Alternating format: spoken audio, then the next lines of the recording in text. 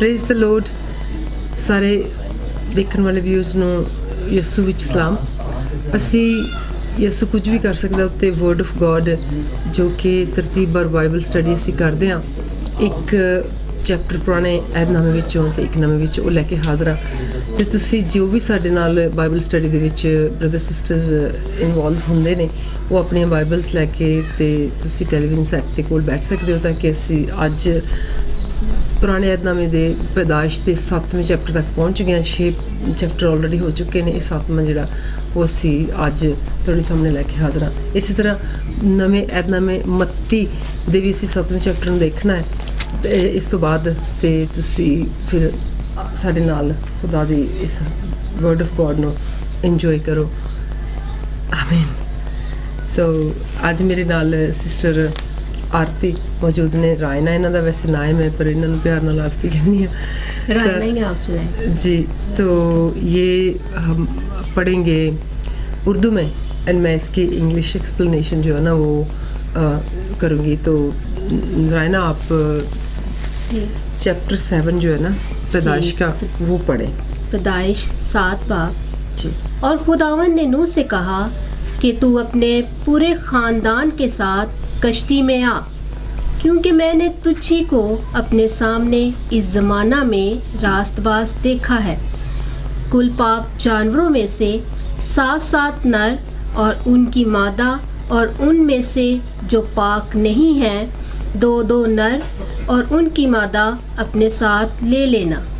और हवा के परिंदों में से भी 7 नर और मादा लेना, ताकि ज़मीन पर उनकी नस्ल बाकी रहे, क्योंकि 7 दिन के बाद मैं ज़मीन पर 40 दिन और 40 रात पानी बरसाऊंगा, और हर जानदार शय को जिसे मैंने बनाया ज़मीन पर से मिटा डालूंगा। और नूह ने वो सब जैसा खुदावन ने उसे हुक्म दिया था किया। और नूह 600 बरस का था जब पानी का तूफान ज़मीन पर आया। तब नूह और उसके बेटे और उसकी बीवी और उसके बेटियों की बीवियां उसके साथ तूफान के पानी से बचने के लिए कश्ती में गए, और पाक जानवरों में से और उन जानवरों में से जो पाक नहीं, और परिंदों में से, और ज़मीन पर के हर रेंगने वाले जानवर में से 2 नर और मादा कश्ती में नूह के पास गए, जैसा खुदा ने नूह को हुक्म दिया था। और 7 दिन के बाद ऐसा हुआ कि तूफान का पानी ज़मीन पर आ गया। नूह की उम्र का 600 साल था कि उसके दूसरे महीने की ठीक 17वीं तारीख को बड़े समुंदर के सब सोते फूट निकले, और आसमान की खिड़कियां खुल गईं, और 40 दिन और 40 रात ज़मीन पर बारिश होती रही। उस रोज़ नूह और नूह के बेटे सिम और हाम और याफत और नूह की बीवी और उसके बेटों की 3 बीवियां, और हर किस्म का जानवर और हर किस्म का चुपाया और हर किस्म का ज़मीन का रेंगने वाला जानदार और हर किस्म का परिंदा और हर किस्म की चिड़िया, ये सब कश्ती में दाखिल हुए। और जो ज़िंदगी का दम रखते हैं उनमें से 2 कश्ती में नूह के पास आए, और जो अंदर आए वो जैसा खुदा ने उसे हुक्म दिया था सब जानवरों के नर और मादा थे। तब खुदावन ने उसको बाहर से बंद कर दिया, और 40 दिन तक ज़मीन पर तूफ़ान रहा और पानी बढ़ा, और उसने कश्ती को ऊपर उठा दिया। सो कश्ती ज़मीन पर से उठ गई, और पानी ज़मीन पर चढ़ता ही गया और बहुत बड़ा, और कश्ती पानी के ऊपर तैरती रही, और पानी ज़मीन पर बहुत ही ज़्यादा चढ़ा, और सब ऊंचे पहाड़ जो दुनिया में है छुप गए। पानी उनसे 15 हाथ ऊपर चढ़ा और पहाड़ डूब गए, और सब जानवर जो ज़मीन पर चलते थे, परिंदे और चुपाए और जंगली जानवर और ज़मीन के सब रेंगने वाले जानदार और सब आदमी मर गए। और खुश्की के सब जानदार जिनके नथनों में ज़िंदगी का दम था मर गए, बल्कि हर जानदार शहद जो रोए ज़मीन पर थी मर मिटी। क्या इंसान, क्या हैवान, क्या रेंगने वाला जानदार, क्या हवा का परिंदा, ये सब के सब ज़मीन पर से मर मिटे। फ़क़्त एक नूह बाकी बचा, या वो जो उसके साथ कश्ती में थे, और पानी ज़मीन पर 150 दिन चढ़ता रहा। खुदा का शुक्र हो। आमीन। आमीन। नाउ अभी मैं इसे थोड़ा सा इंग्लिश में एक्सप्लेन करूँगी, जिसकी वजह ये भी है कि हम इसे इंग्लिश में सिखाते हैं ताकि जो लोग हैं उनकी इंग्लिश भी इम्प्रूव हो, और दूसरा है कि हम जब इसे यूट्यूब कर देते हैं तो दूसरे सारे जो लोग हैं वो भी इसे, जो नहीं उर्दू एंड पंजाबी जानते, वो भी इसे बेनिफिट ले सके और समझ सके। 7 chapter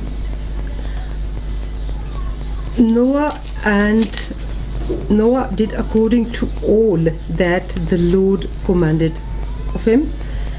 This is the secret for everyone who wants to be very successful in all what they do. नूह ने खुदावंद दी आखाकारी मन के की कीता। यही एक गुप्त ਜਿਹੜੀ ਸਾਡੇ ਵਿੱਚ ਪਹੇਲੀ ਆ ਕਿ ਹਰ ਕਿਸੇ ਨੂੰ ਖੁਦਾਵੰਦ ਦੀ ਹਜ਼ੂਰੀ ਦੇ ਵਿੱਚ ਆਉਣ ਵੇਲੇ ਜੋ ਕੁਝ ਵੀ ਉਹ ਸਾਨੂੰ ਕਹੇ ਉਹ ਮੰਨਣਾ ਚਾਹੀਦਾ। ਇਹੀ ਸਾਡੀ ਜ਼ਿੰਦਗੀ ਦਾ ਇੱਕ ਰਾਜ਼ ਹੈ ਕਿ ਅਸੀਂ ਇੱਕ ਕਾਮਯਾਬ ਜ਼ਿੰਦਗੀ ਜਿਹੜੀ ਆ, ਜਿਹੜੇ ਲੋਕੀ ਜਿਉਂਦੇ ਨੇ ਖੁਦਾ ਦੇ ਵਿੱਚ, ਉਹ ਹਰ ਉਹਦੀ ਗੱਲ ਜਿਹੜੀ ਆ ਹਰ ਤਾਬਿਆਦਾਰੀ ਦੇ ਨਾਲ ਮੰਨਦੇ ਆ। ਇਹ ਅਸੀਂ ਪਹਿਲੇ ਪਤਰਸ ਦੇ 3 ਚੈਪਟਰ ਦੀ 20ਵੀਂ ਆਇਤ ਵਿੱਚ ਵੀ ਦੇਖ ਸਕਦੇ ਹਾਂ। Nothing praises God more than unconditional obedience. ਖੁਦਾ ਨੂੰ ਜਿਹੜਾ ਬਿਨਾਂ ਕਿਸੇ ਲੋਚ, ਬਿਨਾਂ ਕਿਸੇ ਲਾਲਚ ਦੇ ਜਦੋਂ ਅਸੀਂ ਉਹਦੀ ਆਗਿਆਕਾਰੀ ਮੰਨਦੇ, ਇਸ ਤੋਂ ਜ਼ਿਆਦਾ ਕੋਈ ਚੀਜ਼ ਹੋਰ ਜਿਹੜੀ ਆ ਉਹ ਖੁਸ਼ ਨਹੀਂ ਕਰਦੀ।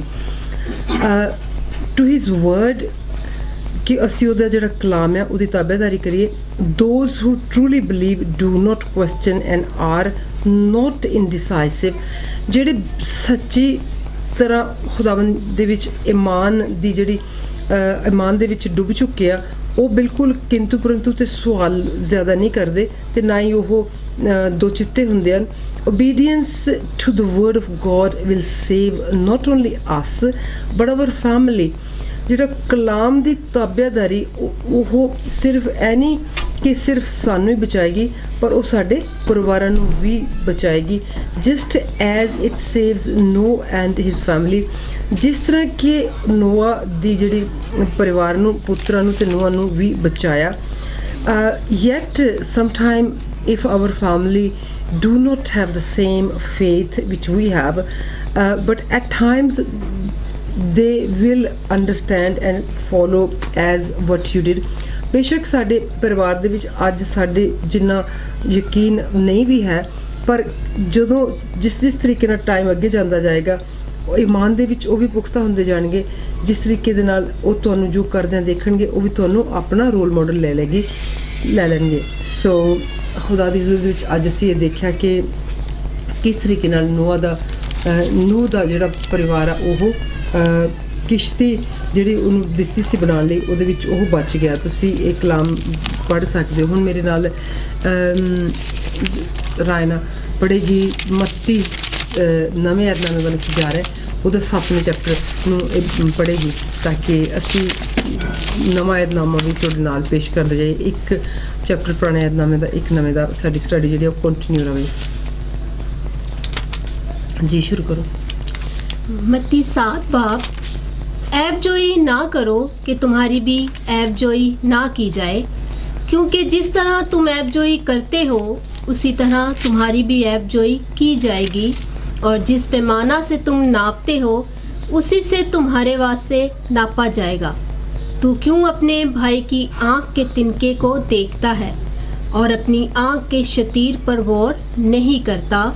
और जब तेरी ही आँख में शतीर है तो तू अपने भाई से क्यों कर कह सकता है कि ला तेरी आँख में से तिनका निकाल दूँ? ऐ रियाकार, पहले अपनी आँख में से तो शतीर निकाल, फिर अपने भाई की आँख में से तिनके को अच्छी तरह देखकर निकाल सकेगा। पाक चीज़ कुत्तों को ना दो और अपने मोती सूरों के आगे ना डालो, ऐसा ना हो कि वो उनको पांव तले रोंदे और पलटकर तुमको फाड़े। मांगो तो तुमको दिया जाएगा, ढूंढो तो पाओगे, दरवाज़ा खटखटाओ तो तुम्हारे वास्ते खोला जाएगा। क्योंकि जो कोई मांगता है उसे मिलता है, और जो ढूंढता है वो पाता है, और जो खटखटाता है उसके वास्ते खोला जाएगा। तुम में ऐसा कौन सा आदमी है कि अगर उसका बेटा उससे रोटी मांगे तो वो उससे पत्थर दे, या अगर मछली मांगे तो उससे सांप दे?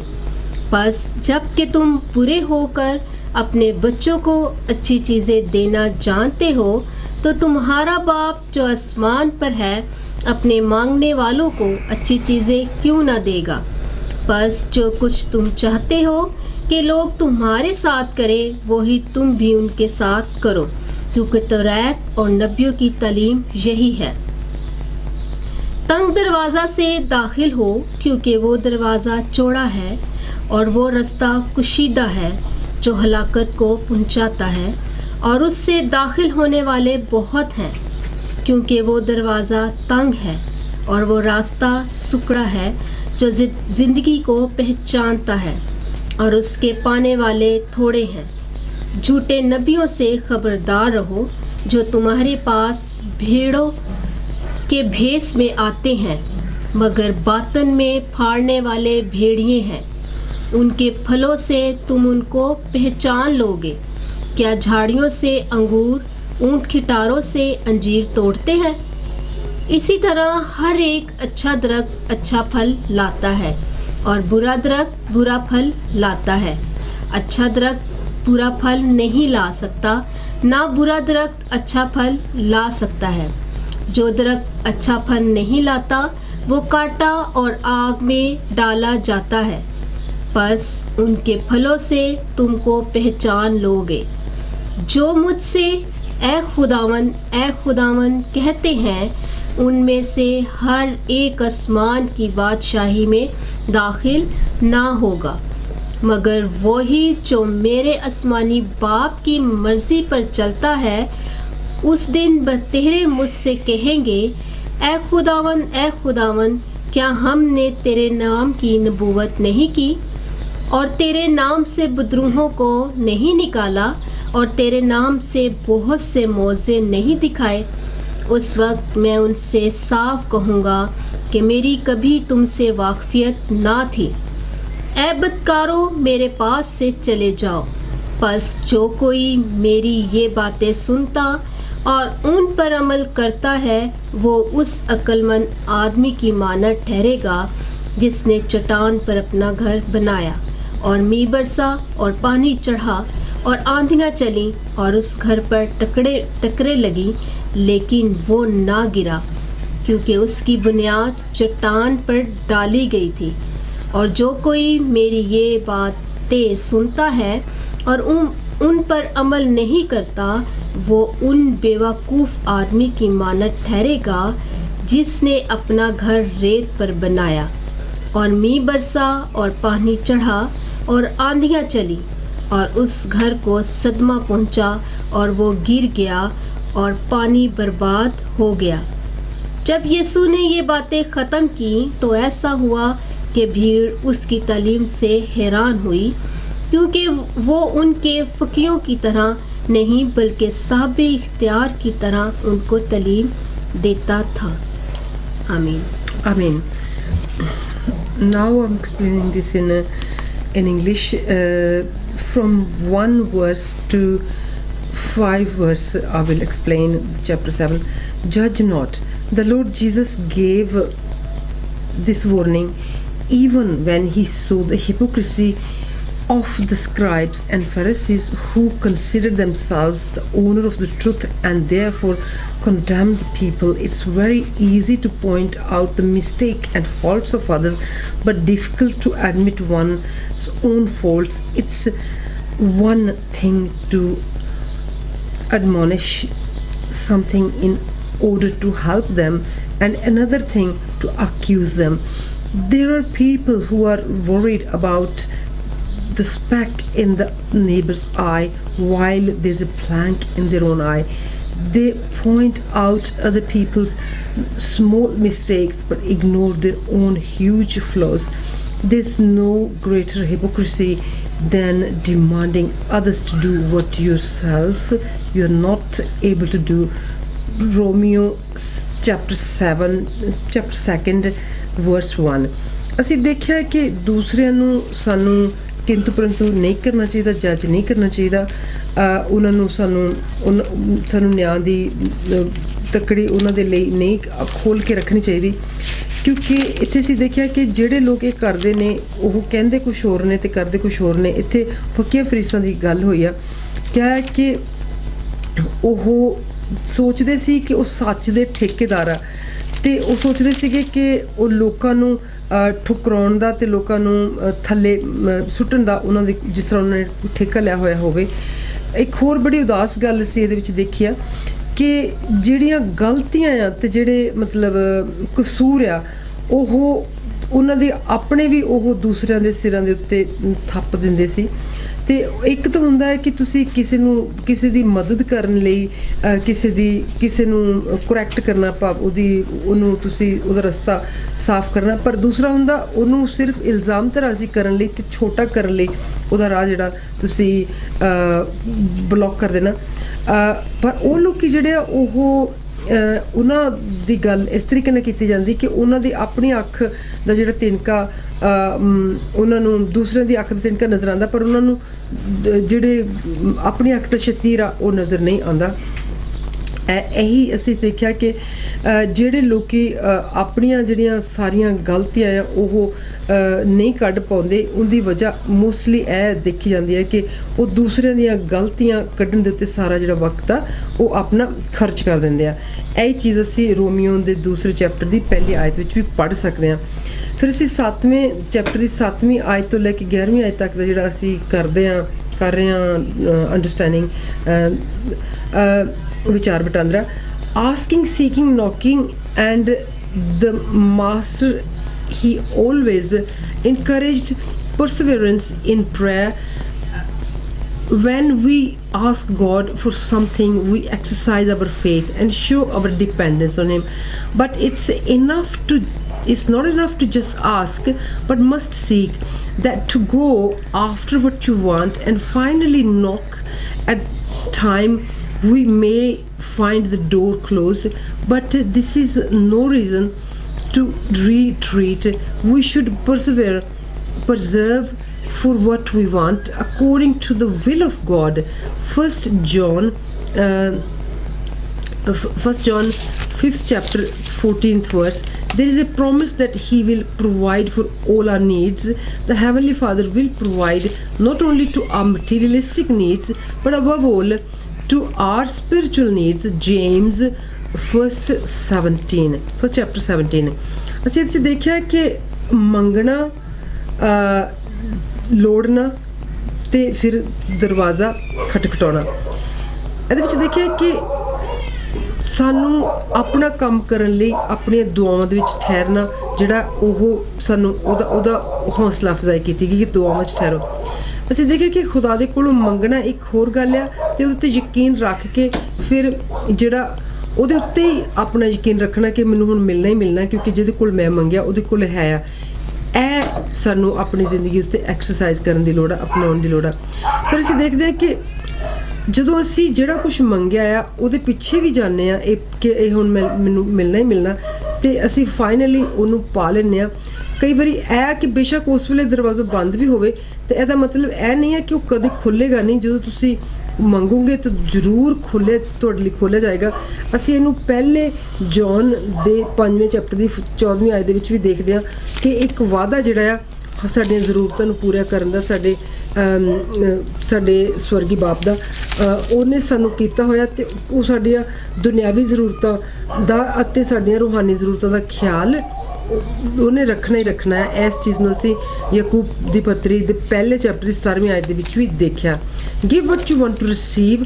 ਦਿਸ teaching is known as the golden rule of the word of God. That's why we need to treat others as we would like to be treated. If we want to be loved, we have to love others. If we want to be forgiven, we've got to forgive others. If we want compassion, we have to be compassionate. 1 John chapter 4 21st verse, selfish people will never understand this because they only love and care about themselves. ਅਸੀਂ ਤੇ ਦੇਖਿਆ ਕਿ ਜੋ ਕੁਝ ਤੁਸੀਂ ਦਿੰਦੇ ਹੋ ਉਹੀ ਤੁਹਾਨੂੰ ਵਾਪਸ ਦਿੱਤਾ ਜਾਂਦਾ ਹੈ, ਤੇ ਇਹ ਇੱਕ ਸੁਨਹਿਰੀ ਜਿਹੜਾ ਮਤਲਬ ਕਾਨੂੰਨ ਹੈਗਾ ਆ ਖੁਦਾ ਦੇ ਕਲਾਮ ਦਾ, ਕਿ ਸਾਨੂੰ ਸਾਰਿਆਂ ਨੂੰ ਦੂਸਰਿਆਂ ਨੂੰ ਉਸ ਤਰੀਕੇ ਦੇ ਨਾਲ ਹੀ ਸਾਨੂੰ ਦੂਸਰਿਆਂ ਨੂੰ ਵੀ ਉਹੀ ਤਰੀਕਾ ਅਪਣਾਉਣਾ ਚਾਹੀਦਾ ਜਿਹੜਾ ਸਾਨੂੰ ਪਤਾ ਹੈ ਕਿ ਸਾਨੂੰ ਵੀ ਉਹੀ ਤਰੀਕਾ ਆਪਣੀ ਜ਼ਿੰਦਗੀ ਦੇ ਵਿੱਚ ਚਾਹੀਦਾ ਕਿ ਸਾਨੂੰ ਵੀ ਉਸ ਤਰੀਕੇ ਨਾਲ ਟ੍ਰੀਟ ਕਰੇ। ਅਸੀਂ ਚਾਹੁੰਦੇ ਹਾਂ ਕਿ ਸਾਨੂੰ ਪਿਆਰ ਕੀਤਾ ਜਾਵੇ, ਇਸ ਕਰਕੇ ਸਾਨੂੰ ਦੂਜਿਆਂ ਨੂੰ ਪਿਆਰ ਪਹਿਲੇ ਕਰਨਾ ਚਾਹੀਦਾ। ਅਸੀਂ ਚਾਹੁੰਦੇ ਹਾਂ ਕਿ ਸਾਨੂੰ ਮਾਫੀ ਦਿੱਤੀ ਜਾਵੇ, ਇਸ ਕਰਕੇ ਸਾਨੂੰ ਦੂਸਰਿਆਂ ਨੂੰ ਮੁਆਫ ਪਹਿਲੇ ਕਰਨਾ ਚਾਹੀਦਾ। ਅਸੀਂ ਚਾਹੁੰਦੇ ਹਾਂ ਕਿ ਸਾਡੇ ਉੱਤੇ ਦਇਆ ਕੀਤੀ ਜਾਵੇ, ਇਸ ਕਰਕੇ ਸਾਨੂੰ ਫਿਰ ਦਇਆ ਨਾਲ ਭਰੇ ਹੋਏ ਪਹਿਲੇ ਹੋਣਾ ਚਾਹੀਦਾ, ਤੇ ਦੂਸਰਿਆਂ ਦੀ ਮਦਦ ਕਰਨ ਲਈ ਹਰ ਵੇਲੇ ਤਿਆਰ ਸਾਨੂੰ ਪਹਿਲੇ ਰਹਿਣਾ ਚਾਹੀਦਾ, ਕਿਉਂਕਿ ਅਸੀਂ ਚਾਹੁੰਦੇ ਕਿ ਸਾਡੇ ਲਈ ਕੋਈ ਮਦਦ ਕਰਨ ਲਈ ਤਿਆਰ ਹੋਵੇ। ਅਸੀਂ ਇਹਨੂੰ ਪਹਿਲੇ ਜੋ ਨਾ 4th ਚੈਪਟਰ ਦੀ 21ਵੀਂ ਆਇਤ ਵਿੱਚ ਵੀ ਦੇਖ ਸਕਦੇ ਹਾਂ। ਸੈਲਫਿਸ਼ ਲੋਕੀ ਜਿਹੜੇ ਸਿਰਫ ਆਪਣਾ ਸੋਚਣ ਵਾਲੇ ਲੋਕੀ ਜਿਹੜੇ ਆ ਆਪੋ ਵਾਹ ਜਿਹਨਾਂ ਨੂੰ ਸਿਰਫ ਆਪਣੀ ਪਈ ਹੋਵੇ, ਉਹ ਕਦੇ ਵੀ ਇਸ ਕਾਨੂੰਨ ਨੂੰ, ਇਸ ਗੱਲ ਨੂੰ ਨਹੀਂ ਸਮਝ ਸਕਦੇ, ਕਿਉਂਕਿ ਉਹ ਸਿਰਫ ਉਹਨਾਂ ਦਾ ਪਿਆਰ ਆਪਣੇ ਆਪ ਤੱਕ ਸੀਮਤ ਆ। ਉਹਨਾਂ ਦੀ ਜਿਹੜੀ ਲੁੱਕ ਆਫਟਰ ਜਿਹਨੂੰ ਆਪਾਂ ਕਹਿੰਦੇ ਆ ਕਿ ਦੇਖਭਾਲ, ਉਹ ਸਿਰਫ ਆਪਣੀ ਦੇਖਭਾਲ ਕਰਨਾ ਜਾਣਦੇ ਨੇ, ਤੇ ਉਹਨਾਂ ਨੂੰ ਇਹ ਸਮਝ ਨਹੀਂ ਆਉਂਦੀ ਕਿ ਜੋ ਕੁਝ ਤੁਸੀਂ ਦਿਓਗੇ ਤਾਂ ਤੁਹਾਨੂੰ ਉਹੀ ਮਿਲੇਗਾ। ਅਸੀਂ ਇਸੇ ਤਰ੍ਹਾਂ 7 ਚੈਪਟਰ ਦੀ 13ਵੀਂ ਤੋਂ ਲੈ ਕੇ 14ਵੀਂ ਜਿਹੜੀ ਆਇਤ ਉਹਦਾ ਮੁਤਾਲਾ ਕਰਾਂਗੇ। Enter by the narrow gate. The Lord Jesus talked about 2 gates, the narrow and the wide. The 2 different ways, the difficult and the broad. Through this example, he shows us the reason why most people fall to attain salvation. To enter by the narrow door is to acknowledge one's sins and surrender on self to the Lord Jesus. To walk the narrow way is denying one's own will and obey the word of God. Being saved is easy, but keeping yourself saved is difficult. You have to persevere day after day and pay the price of being persecuted for your faith. Marcus 13 chapter and verse 13. ਅਸੀਂ ਦੇਖਿਆ ਕਿ ਸਾਨੂੰ ਕਿਹਾ ਗਿਆ ਕਿ ਤੁਸੀਂ ਜਿਹੜਾ ਤੰਗ ਦਰਵਾਜ਼ਾ ਉਹਦੇ ਥਾਣੀ ਤੁਸੀਂ ਜਿਹੜਾ ਨਾ ਉਹ ਦਾਖਲ ਹੋਵੋ, ਕਿਉਂਕਿ ਇੱਥੇ ਖੁਦਾਵੰਦ ਯਿਸੂ ਮਸੀਹ 2 ਦਰਵਾਜ਼ਿਆਂ ਦੀ ਗੱਲ ਕਰਦੇ ਆ, ਖੁੱਲ੍ਹੇ ਦਰਵਾਜ਼ਾ ਤੇ ਤੰਗ ਦਰਵਾਜ਼ਾ। ਇੱਥੇ ਇਹ ਜਿਹੜੇ 2 ਦਰਵਾਜ਼ੇ ਆ, ਇਹ ਮੁਸ਼ਕਲਾਂ ਨੂੰ ਤੇ ਇਹ ਜਿਹੜੀ ਮੁਸ਼ਕਲਾਂ ਰਹਿਤ ਮਤਲਬ ਆਸਾਨੀਆਂ ਨੂੰ ਬਿਆਨ ਕਰਦੇ ਆ। ਇੱਕ ਐਗਜ਼ਾਮਪਲ ਇਹਦੀ ਇਸ ਤਰ੍ਹਾਂ ਵੀ ਅਸੀਂ ਦੇਖ ਸਕਦੇ ਹਾਂ ਕਿ ਜਦੋਂ ਅਸੀਂ ਜ਼ਿਆਦਾਤਰ ਲੋਕ ਜਿਹੜੇ ਆ ਉਹ ਨਜਾਤ ਨੂੰ ਹਾਸਲ ਕਰਨ ਤੋਂ ਵਾਂਝੇ ਰਹਿ ਜਾਂਦੇ ਆ, ਉਹ ਨਹੀਂ ਕਰ ਪਾਉਂਦੇ, ਕਿਉਂਕਿ ਉਹਨਾਂ ਨੂੰ ਨਹੀਂ ਇਹ ਚੀਜ਼ ਸਮਝ ਪੈਂਦੀ ਕਿ ਜਿਹੜਾ ਤੰਗ ਦਰਵਾਜ਼ਾ ਆ ਉਹ ਸਾਡੀ ਅਕਲ ਦਾ, ਨੌਲੇਜ ਦਾ, ਤੇ ਉਹ ਦਰਵਾਜ਼ਾ ਜਿਹੜਾ ਪਾਪ ਤੇ ਆਪਣਾ ਆਪ ਖੁਦਾਵੰਦ ਯਿਸੂ ਮਸੀਹ ਨੂੰ ਜਦੋਂ ਅਸੀਂ ਕੰਪਲੀਟਲੀ ਉਹਨਾਂ ਦੇ ਅੱਗੇ ਡਿੱਗ ਜਾਂਦੇ ਆ, ਉਹਨਾਂ ਨੂੰ ਆਪਣਾ ਆਪ ਜਿਹੜਾ ਅਸੀਂ ਦੇ ਦਿੰਦੇ ਆ, ਉਹ ਦਰਵਾਜ਼ੇ ਨੂੰ ਤੰਗ ਦਰਵਾਜ਼ਾ ਕਿਹਾ ਗਿਆ ਹੈ, ਕਿਉਂਕਿ ਸਾਡੇ ਸਾਰੇ ਗੁਨਾਹਾਂ ਤੋਂ, ਸਾਡੀਆਂ ਸਾਰੀਆਂ ਮੁਸ਼ਕਲਾਂ ਤੋਂ ਜਦੋਂ ਅਸੀਂ ਉਹਨਾਂ ਦੇ ਵਿੱਚ ਆਪਣਾ ਆਪ ਹਾਰ ਦਿੰਦੇ ਹਾਂ, ਉਹ ਆਪਣੇ ਉੱਤੇ ਲੈ ਕੇ ਸਾਨੂੰ ਸਾਡੀ ਜ਼ਿੰਦਗੀ ਨੂੰ ਅੱਗੇ ਲੈ ਜਾਂਦੇ ਨੇ, ਨਜਾਤ ਬਖਸ਼ ਦਿੰਦੇ ਨੇ, ਜਿਹਦੀ ਅਸੀਂ ਪਹਿਲੇ ਗੱਲ ਕੀਤੀ। ਤੇ ਜਿਹੜਾ ਹੈਗਾ ਕਿ ਅਸੀਂ ਜਦੋਂ ਤੰਗ ਦਰਵਾਜ਼ੇ ਰਾਹੀਂ ਅਸੀਂ ਤੁਰਦੇ ਆ, ਜਾਂਦੇ ਆ, ਤੇ ਜਿਹੜੀ ਸਾਡੀ ਆਪਣੀ ਮਰਜ਼ੀ ਆ ਅਸੀਂ ਉਹਦਾ ਬਲੀਦਾਨ ਦਿੰਦੇ ਆ, ਤੇ ਸਾਡੀ ਆਪਣੀ ਮਰਜ਼ੀ ਖੁਦਾਵੰਦ ਦੇ ਕਲਾਮ ਦੇ ਪੜ੍ਹਨ ਦੇ ਨਾਲ ਜਿਹੜੀ ਆ ਉਹ ਸਾਡੀ ਆਪਣੀ ਮਰਜ਼ੀ ਦੀ ਕੁਰਬਾਨੀ ਦਿੱਤੀ ਜਾਂਦੀ। ਫਿਰ ਅਸੀਂ ਦੇਖਦੇ ਹਾਂ ਕਿ ਅਸੀਂ ਆਪਣਾ ਆਪ ਬਚਾ ਵੀ ਅਗਰ ਲੈਂਦੇ ਆ, ਤੇ ਉਹਨੂੰ ਬਚਾਇਆ ਰੱਖਣਾ ਇੱਕ ਜਿਹੜੀ ਆ ਉਹ ਡਿਫਿਕਲਟ ਚੀਜ਼ ਹੈਗੀ ਆ। ਤੇ ਜਿਹੜਾ ਤੰਗ ਦਰਵਾਜ਼ਾ ਉਹ ਉਹੀ ਆ ਕਿ ਆਪਣੇ ਆਪ ਨੂੰ ਬਚਾ ਲੈਣਾ, ਤੇ ਫਿਰ ਬਚਾਏ ਰੱਖਣਾ, ਨਜਾਤ ਹਾਸਲ ਕਰ ਲੈਣੀ, ਤੇ ਫਿਰ ਉਸ ਨਜਾਤ ਨੂੰ ਤੁਸੀਂ ਗਵਾਉਣਾ ਨਹੀਂ। ਅਸੀਂ ਇਹਨੂੰ ਹਰ ਰੋਜ਼ ਦੀ ਰੋਜ਼ ਅਸੀਂ ਇਹਨੂੰ ਰੀਨਿਊ ਕਰਦੇ ਆ ਆਪਣੀ ਜ਼ਿੰਦਗੀ 'ਚ, ਇੱਕ ਤਰ੍ਹਾਂ ਨਾਲ ਕਿ ਅਸੀਂ ਕੋਈ ਗਲਤੀ ਤਾਂ ਨਹੀਂ ਕੀਤੀ, ਜੇ ਕੀਤੀ ਆ ਤੇ ਅਸੀਂ ਹਰ ਰੋਜ਼ ਹੀ ਉਸ ਗਲਤੀ ਤੋਂ ਆਪਣੇ ਆਪ ਨੂੰ ਰੈਕਟੀਫਾਈ ਕਰਕੇ ਖੁਦਾ ਦੇ ਸਾਹਮਣੇ ਆਪਣੇ ਘੁਟਨੇ ਟੇਕ ਕੇ ਆਪਣੇ ਆਪਣੇ ਆਪ ਨੂੰ ਉਸ ਤੰਗ ਦਰਵਾਜ਼ੇ ਦੇ ਵੱਲ ਹੀ ਰੱਖਦੇ ਆ, ਜਿਹੜਾ ਖੁੱਲ੍ਹਾ ਦਰਵਾਜ਼ਾ ਉਧਰਲੇ ਪਾਸੇ ਅਸੀਂ ਰੋਕਦੇ ਆ। ਬਿਵੇਅਰ ਦ ਫੋਲਸ ਪ੍ਰੋਫਿਟਸ। ਅਸੀਂ 15ਵੀਂ ਤੋਂ ਲੈ ਕੇ 20ਵੀਂ ਆਇਤ ਜਿਹੜੀ 7ਵੇਂ ਚੈਪਟਰ ਦੀ ਉਹਦੇ ਵਿੱਚ ਆ ਦੇਖਣਾ ਆ। false messenger and false teachers have always existed and will continue to exist until the end of the time. They look like sheep, but inwardly they are cruel and hungry wolves. They seek glory for themselves and do not give God his glory, because they have nothing of him in them. They are guided by their own desires and feelings and do not prioritize a little of holiness and fear in the presence of God. Their disciples, they have the same character as they have. The Lord Jesus said that they will be known by very sneaky and their own fruits. Therefore, we have got to be careful, because they are very sneaky. Only those who have spiritual discernment can detect their lies and deception. 2 Timothy, the 4th chapter and 3rd verse, and 1 John 4th chapter and 4, 5, 6, 3 verses. These false servants were not planted by God, and one day they will be cut off and cast into fire. ਅਸੀਂ ਇਹਦੇ 'ਚ ਦੇਖਿਆ ਕਿ ਜਿਹੜੇ ਝੂਠੇ ਨਬੀਆਂ ਤੋਂ ਛੁਟਕਾਰਾ, ਜਿਹੜੇ ਗਲਤ ਸਲਾਹ ਦੇਣ ਵਾਲੇ ਤੇ ਤਬਾਹੀ ਵਾਲੀ ਸਲਾਹ ਦੇਣ ਵਾਲੇ ਜਿਹੜੇ ਝੂਠੇ ਟੀਚਰ ਆ, ਉਹ ਹਮੇਸ਼ਾ ਤੋਂ ਸੀ ਤੇ ਹਮੇਸ਼ਾ ਉਹਨਾਂ ਨੇ ਰਹਿਣਾ ਆ। ਉਹਨਾਂ ਨੇ ਲਗਾਤਾਰ ਅਖੀਰ ਦੇ ਵਕਤ ਤੱਕ ਵੀ ਸਾਨੂੰ ਮਿਲਣਾ ਹੈ ਕਿ ਉਹ ਹੈਗੇ ਆ, ਕਿਉਂਕਿ ਉਹ ਦੇਖਣ ਨੂੰ ਤਾਂ ਭੇਡਾਂ ਵਰਗੇ ਹੀ ਲੱਗਦੇ ਆ, ਪਰ ਐਕਚੁਅਲੀ ਉਹ ਹੈ ਬੜੇ ਜ਼ਾਲਿਮ ਤੇ ਭੁੱਖੇ ਲੂੰਬੜੀਆਂ ਵਰਗੇ। ਪਰ ਉਹ ਆਪਣੀ ਮਹਿਮਾ ਲੈਣ ਲਈ ਉਹ ਖੁਦਾ ਦੀ ਜਿਹੜੀ ਮਹਿਮਾ ਆ ਉਹਨੂੰ ਇਗਨੋਰ ਕਰਕੇ ਤੇ ਉਹਨੂੰ ਦੂਸਰਿਆਂ ਨੂੰ ਵੀ ਉਹਨੂੰ ਇਗਨੋਰ ਕਰਨਾ, ਉਹਨੂੰ ਰੱਦਣਾ ਸਿਖਾਉਂਦੇ ਆ। ਤੇ ਉਹਨਾਂ ਦੇ ਕੋਲੇ ਕੋਈ ਵੀ, ਕਿਉਂਕਿ ਉਹਨਾਂ ਦੇ ਅੰਦਰ ਖੁਦਾ ਹੈ ਹੀ ਨਹੀਂ। ਜੇ ਉਹਨਾਂ ਦੇ ਅੰਦਰ ਖੁਦਾ ਦਾ ਥੋੜਾ ਜਿਹਾ ਵੀ ਡਰ, ਇੱਕ ਰਾਈ ਦੇ ਦਾਣੇ ਜਿੰਨਾ ਵੀ ਹੋਵੇ, ਤੇ ਉਹ ਖੁਦਾ ਦੇ ਉਸ ਸੈਲਫ ਨੂੰ ਰਿਪਰੈਜ਼ੈਂਟ ਕਰਨ, ਪਰ ਕਿਉਂਕਿ ਉਹਨਾਂ ਦੇ ਵਿੱਚ ਹੈ ਹੀ ਨਹੀਂ, ਇਸ ਕਰਕੇ ਉਹ ਨਹੀਂ ਕਰ ਪਾਉਂਦੇ। ਤੇ ਉਹਨਾਂ ਨੂੰ ਆਪਣੀ ਜਿਹੜੀ ਜ਼ਿੰਦਗੀ ਆ ਉਹਨੂੰ ਰੂਹਾਨੀਅਤ ਨਾਲ ਭਰੀ ਹੋਈ, ਹੋਲੀ ਤੇ ਖੁਦਾ ਦੇ ਡਰ ਦਾ ਤੇ ਖੁਦਾ ਦੀ ਹਜ਼ੂਰੀ ਦਾ ਜਿਹੜਾ ਟੇਸਟ ਹੈ, ਸਵਾਦ ਆ, ਉਹ ਉਹਨਾਂ ਨੇ ਚੱਖਿਆ ਹੀ ਨਹੀਂ।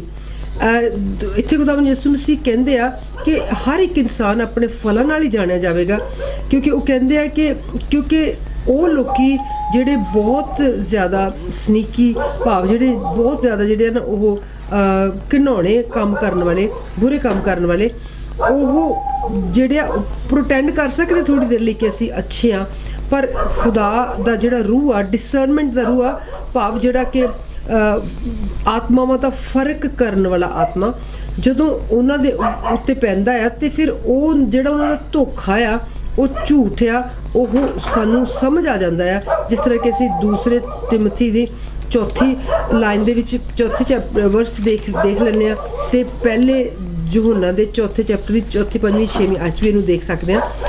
ਉਹ ਜਿਹੜੇ ਉਹ ਝੂਠੇ ਨੌਕਰ ਜਿਹਨਾਂ ਦੀ ਅਸੀਂ ਗੱਲ ਕਰ ਰਹੇ ਹਾਂ, ਉਹਨਾਂ ਨੂੰ ਖੁਦਾ ਨੇ ਨਹੀਂ ਸਾਡੇ ਨਾਲ ਪਲਾਂਟ ਕੀਤਾ, ਪਰ ਇਸੇ ਕਰਕੇ ਕਿਉਂਕਿ ਉਹਨੇ ਉਹਨਾਂ ਨੂੰ ਨਹੀਂ ਕੀਤਾ, ਉਹ ਇੱਕ ਨਾ ਇੱਕ ਦਿਨ ਜ਼ਰੂਰ ਕੱਟੇ ਵੱਡੇ ਵੀ ਜਾਣਗੇ ਤੇ ਅੱਗ ਦੇ ਵਿੱਚ ਝੋਕੇ ਜਾਣਗੇ। ਅਸੀਂ 7ਵੇਂ ਚੈਪਟਰ ਦੀ 21ਵੀਂ ਤੋਂ ਲੈ ਕੇ 23ਵੀਂ ਆਇਤ ਵਿੱਚ ਦੇਖਣਾ ਹੈ।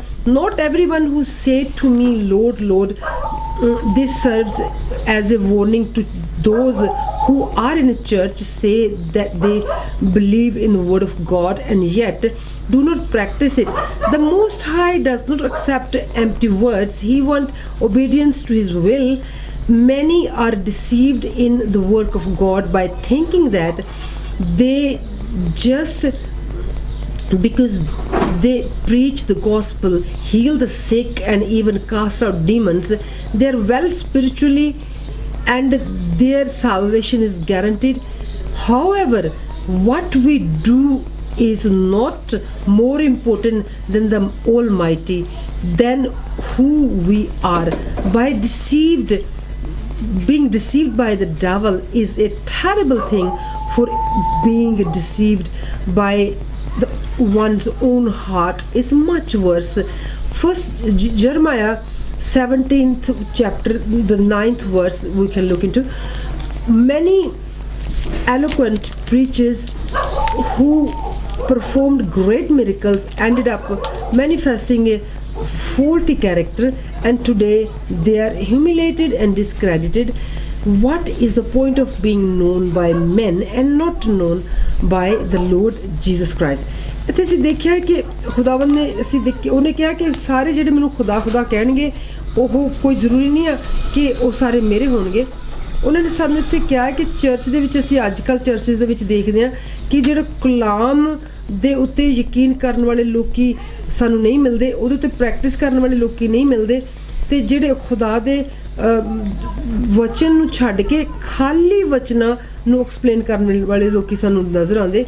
ਕਹਿੰਦੇ ਕਿ ਉਹ ਨਹੀਂ ਜਾਣਦੇ ਕਿ ਖੁਦਾ ਦੀ ਮਰਜ਼ੀ ਦੀ ਤਾਬੇਦਾਰੀ ਕਰਨਾ ਉਹਨਾਂ ਦੇ ਆਪਣੇ ਮਨਾਂ ਦੀ ਤਾਬੇਦਾਰੀ ਤੋਂ ਜ਼ਿਆਦਾ ਇੰਪੋਰਟੈਂਟ ਹੈ।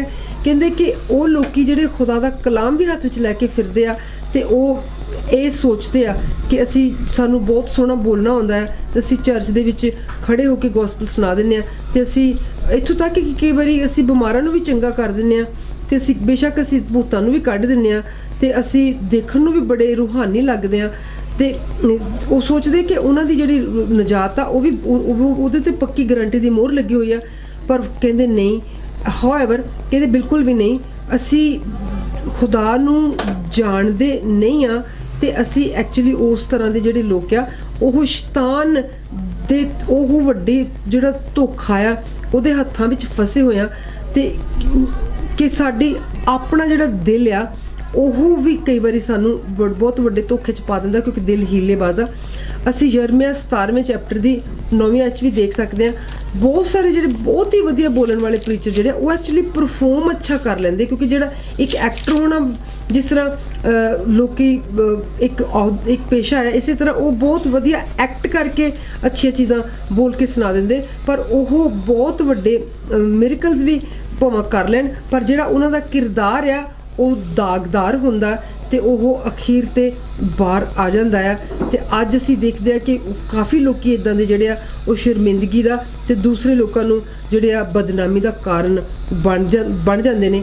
ਅਤੇ ਕੀ ਫਾਇਦਾ ਆ ਕਿ ਤੁਸੀਂ ਸਾਰਾ ਕੁਛ ਕਮਾ ਲਓ ਪਰ ਆਪਣੀ ਜਿਹੜੀ ਰੂਹ ਆ ਉਹਨੂੰ ਹੀ ਗਵਾ ਲਓ, ਅਤੇ ਖੁਦਾਵੰਦ ਤੁਹਾਨੂੰ ਕਹੇ ਕਿ ਮੈਂ ਤੈਨੂੰ ਬਿਲਕੁਲ ਵੀ ਨਹੀਂ ਜਾਣਦਾ, ਜਦੋਂ ਕਿ ਤੁਸੀਂ ਹੋਰ ਸਾਰੇ ਲੋਕਾਂ ਨੂੰ ਮਤਲਬ ਕਹੋ ਕਿ ਹਾਂ ਮੈਂ ਕਲਾਮ ਜਾਣਦਾ ਹੈ, ਪਰ ਖੁਦਾ ਕਹਿ ਦੇਵੇ ਕਿ ਮੈਂ ਤੁਹਾਨੂੰ ਨਹੀਂ ਜਾਣਦਾ।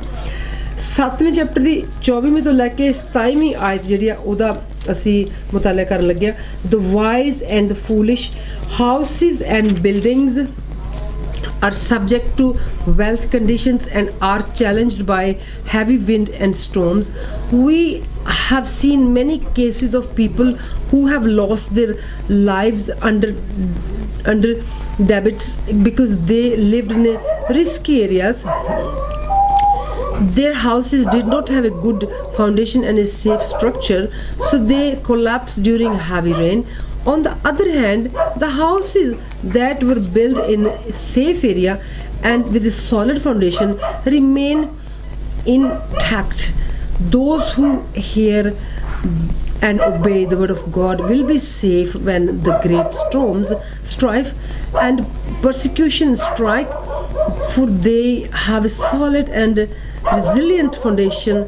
The opposite is true of those who listen but do not obey the word of God, because they have built their spiritual life on the sand. That is, they follow the emotion of the heart, and hence they will not endure in the difficult days. ਅਸੀਂ ਤਾਂ ਦੇਖਿਆ ਕਿ ਜਿਹੜਾ ਸਿਆਣਾ ਤੇ ਜਿਹੜਾ ਬੇਵਕੂਫ ਆ, ਇੱਥੇ ਘਰਾਂ ਤੇ ਬਿਲਡਿੰਗਸ ਦਾ ਸਾਨੂੰ ਦਿੱਤੀ ਗਈ ਹੈਗੀ ਆ ਐਗਜ਼ਾਮਪਲ। ਇੱਥੇ ਦੇਖਿਆ ਕਿ ਜਦੋਂ ਅਸੀਂ ਦੇਖਿਆ ਕਿ ਹਵਾ 'ਤੇ ਬਹੁਤ ਵੱਡਾ ਤੂਫਾਨ ਆਉਂਦਾ ਆ, ਅਸੀਂ ਇੱਥੇ ਤੂਫਾਨ ਜਿਹੜਾ ਹੈ ਉਹਦੀ ਹੈਗੀ ਕਿ ਜਦੋਂ ਸਾਡੀਆਂ ਜ਼ਿੰਦਗੀਆਂ ਦੇ ਉੱਤੇ ਮੁਸ਼ਕਿਲਾਂ ਜਾਂ ਸਾਨੂੰ ਸਾਡੇ ਹੋਰ ਰੋਜ਼ਮਰਾ ਜ਼ਿੰਦਗੀ ਦੀਆਂ ਬਿਮਾਰੀਆਂ ਜਾਂ ਤਕਲੀਫ ਇਹੋ ਜਿਹੀਆਂ ਆ ਜਾਂਦੀਆਂ, ਅਸੀਂ ਕਈ ਕੇਸਿਸ ਦੇ ਵਿੱਚ ਤਾਂ ਆ ਵੀ ਦੇਖਦੇ ਹਾਂ ਕਿ ਕੁਛ ਜਿਹੜੇ ਲੋਕੀ ਵੀ ਆ ਉਹ ਜਦੋਂ ਰਿਸਕੀ ਜਿਹੜਾ ਏਰੀਆ ਆ ਬੜਾ ਉਹਨੂੰ ਉੱਥੇ ਰਹਿੰਦੇ ਆ, ਤੇ ਉਹਨਾਂ ਦੇ ਜਿਹੜੇ ਘਰ ਜਿਨ੍ਹਾਂ ਦੀ ਸੀਮੈਂਟ ਜਿਹੜਾ ਗਲਤ 2 ਨੰਬਰੀ ਦਾ ਲਿਆ ਹੈ ਹੋਵੇ ਤੇ ਉਹ ਡਿੱਗ ਜਾਂਦੇ ਆ, ਢੱਠ ਜਾਂਦੇ, ਤੇ ਉਹ ਜਿਹੜੀ ਫਾਊਂਡੇਸ਼ਨ ਆ ਉਹ ਬਿਲਕੁਲ ਵੀ ਸੇਫ ਨਹੀਂ ਹੈਗੀ। ਤੇ ਜਿਹੜੇ ਦੂਸਰੇ ਉਹ ਜਿਹੜੀ ਜ਼ਿਆਦਾ ਹੈਗੀ ਬਾਰਿਸ਼ ਉਹਦੇ ਵਿੱਚ ਬਿਲਕੁਲ ਠਹਿਰਦੀ ਨਹੀਂ। ਪਰ ਅਸੀਂ ਦੂਸਰੇ ਹੱਥ ਇਹ ਵੀ ਦੇਖਦੇ ਹਾਂ ਕਿ ਜਿਹੜੇ ਘਰ ਅੱਛੇ ਗਵਰਨਮੈਂਟ ਦੇ ਆਪਣੇ ਜਾਂ ਫਿਰ ਕਿਸੇ ਹੋਰ ਵੱਡੇ ਜਿਹੜਾ ਹੈਗਾ ਹਾਊਸਿੰਗ ਸਕੀਮ ਦੇ ਜ਼ਿਆਦਾ ਨਿਗਰਾਨੀ ਦੇ ਥੱਲੇ ਬਣਾਏ ਹੋਏ, ਉਹਨਾਂ ਦੀਆਂ ਫਾਊਂਡੇਸ਼ਨਸ ਜਿਹੜੀਆਂ ਉਹਨਾਂ ਦੀਆਂ ਨੀਹਾਂ ਉਹ ਬਹੁਤ ਜ਼ਿਆਦਾ ਤਾਕਤਵਰ ਹੁੰਦੀਆਂ ਤੇ ਉਹ ਬਣੇ ਰਹਿੰਦੇ ਆ। ਅਸੀਂ ਇੱਥੇ ਦੇਖਦੇ ਕਿ ਆਹ ਐਗਜ਼ਾਮਪਲ ਜਿਹੜੀ ਆ ਉਹ ਸਾਨੂੰ ਇਸ ਲਈ ਦਿੱਤੀ ਗਈ ਆ ਕਿ ਅਸੀਂ ਖੁਦਾ ਦੇ ਵਚਨ ਦੇ ਵਿੱਚੋਂ ਇਹ ਦੇਖੀਏ ਕਿ ਅਸੀਂ ਉਹਦੇ ਵਚਨ ਨੂੰ ਸੁਣਿਆ, ਸੁਣ ਕੇ ਆਪਣੇ ਦਿਲ ਦੇ ਵਿੱਚ ਸੰਭਾਲਿਆ, ਆਪਣੇ ਮਨ ਦੇ ਵਿੱਚ, ਤੇ ਅਸੀਂ ਫਿਰ ਜਿਹੜੀ ਜਿੰਨੀ ਮਰਜ਼ੀ ਵੱਡਾ ਸਾਡੇ ਤੇ ਤੂਫਾਨ ਆਵੇ ਤੇ ਅਸੀਂ ਜਿੰਨੀ ਮਰਜ਼ੀ ਸਾਡੇ ਉੱਤੇ ਮਤਲਬ ਹੋਰ ਚੀਜ਼ਾਂ ਜਿਹੜੀਆਂ ਉਲਟੀਆਂ ਸਿੱਧੀਆਂ ਆਉਣ, ਤਾਂ ਕਿ ਅਸੀਂ ਫਿਰ ਜੇ ਅਸੀਂ ਉਹਦੇ ਤੇ ਰੈਜ਼ੀਲੀਐਂਟ ਫਾਊਂਡੇਸ਼ਨ ਇੱਥੇ ਕਿਹਾ ਗਿਆ ਕਿ ਅਸੀਂ ਫਿਰ ਵੀ ਉਹਦੇ 'ਚ ਬਰਕਰਾਰ ਰਹਿੰਦੇ ਹਾਂ। ਤੇ ਜਿਹੜੀ ਉਹਦੇ ਓਪੋਜ਼ਿਟ ਹੈਗੀ ਆ ਉਹ ਹੈਗੀ ਆ ਕਿ ਜਦੋਂ ਤੁਸੀਂ ਖੁਦਾ ਦਾ ਜਿਹੜਾ ਕਲਾਮ ਆ ਉਹਨੂੰ ਤੁਸੀਂ ਸੁਣਦੇ ਆ, ਪਰ ਸੁਣ ਕੇ ਤੁਸੀਂ ਉਹਦੇ ਤੇ ਫੈਸਲਾ ਉਹਦੇ ਤੇ ਤੁਰ ਨਹੀਂ ਪਾਉਂਦੇ, ਉਹਦੇ ਤੇ ਅਮਲ ਨਹੀਂ ਕਰ ਪਾਉਂਦੇ, ਉਹਨੂੰ ਸਪਿਰਿਚੁਅਲ ਜ਼ਿੰਦਗੀ ਦੇ ਵਿੱਚ ਇੱਕ ਰੇਤਾ ਉੱਤੇ ਬਿਲਡ ਕਰਨ ਨੂੰ ਕਿਹਾ ਗਿਆ। ਕਿਉਂਕਿ ਤੁਹਾਡੀ ਜਿਹੜੀ ਸੋਚ ਆ ਉਹ ਤੁਹਾਡੀਆਂ ਭਾਵਨਾਵਾਂ ਦਿਲ ਦੇ ਵਿੱਚ ਜਿਹੜੀ ਆ ਉਹ ਬੈਠੀ ਹੋਈ ਆ ਤੇ ਉਹ ਤੁਹਾਡੇ ਮੁਸ਼ਕਲ ਦਿਨਾਂ ਦੇ ਵਿੱਚ ਤੁਹਾਡਾ ਸਾਥ ਨਹੀਂ ਦੇ ਸਕੇਗੀ। ਅੱਜ ਦਾ ਕਲਾਮ ਜਿਹੜਾ ਆ ਉਹ ਅਸੀਂ 7ਵਾਂ ਚੈਪਟਰ ਤੇ ਮੈਥਿਊ ਦਾ ਤੇ ਇਸੇ ਤਰ੍ਹਾਂ ਅਸੀਂ 7ਵਾਂ ਚੈਪਟਰ ਜਿਹੜਾ ਪੈਦਾਇਸ਼ ਦਾ ਦੋਨੋਂ ਤੁਹਾਡੇ ਸਾਹਮਣੇ ਰੱਖਿਆ ਐਂਡ ਅਸੀਂ ਇਹਦੀ ਐਕਸਪਲੇਨੇਸ਼ਨ ਵੀ ਜਿਹੜੀ ਉਹ ਰੱਖੀ ਆ।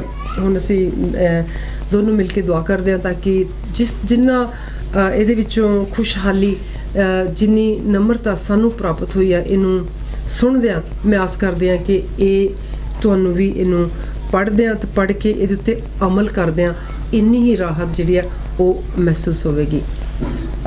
ਕਦੂਸ ਕਦੂਸ ਕਦੂਸ ਮਿਹਰਬਾਨ ਬਾਪ, ਜ਼ਮੀਨ ਅਸਮਾਨ ਬਣਾਉਣ ਵਾਲੇ, ਧਰਤੀ ਤੇਰੇ ਪੈਦੇ ਚੱਕੇ ਅਸਮਾਨ ਤੇਰਾ ਸੰਗਾਸ਼ਨ, ਇਬਰਾਹਿਮ ਇਸਾਕ ਯਾਕੂਬ ਦੇ ਖੁਦਾ ਯਿਸੂ ਮਸੀਹ ਖੁਦਾ ਬਾਪ ਪਿਤਾ ਖੁਦਾ ਤੇਰਾ ਲੱਖ ਲੱਖ ਸ਼ੁਕਰ ਹੈ ਕਿ ਤੂੰ ਸਾਨੂੰ ਅੱਜ ਫਿਰ ਆਪਣੇ ਇਸ ਮੌਕੇ ਦੇ ਵਿੱਚੋਂ ਮੌਕਾ ਦਿੱਤਾ ਕਿ ਅਸੀਂ ਪੁਰਾਣੇ ਏਧਨਾਮੇ ਦਾ 7ਵਾਂ ਚੈਪਟਰ ਤੇ ਨਵੇਂ ਏਧਨਾਮੇ ਦਾ 7ਵਾਂ ਚੈਪਟਰ ਦੋਨੋਂ ਖੁਦਾ ਅਸੀਂ ਪੜ੍ਹੇ ਐਂਡ ਖੁਦਾ ਤੇਰੀ ਰਹਿਨੁਮਾਈ ਦੇ ਥੱਲੇ ਅਸੀਂ ਉਹਨਾਂ ਦਾ ਜਿਹੜੀ ਵੀ ਉਹਨਾਂ ਦਾ ਉਲਥਾ ਉਹਨਾਂ ਦਾ ਖੁਦਾ ਐਕਸਪਲੇਨੇਸ਼ਨ ਵਿਚਾਰ ਵਟਾਂਦਰਾ ਵੀ ਤੇਰੇ ਲੋਕਾਂ ਦੇ ਨਾਲ ਸਾਂਝਾ ਕੀਤਾ।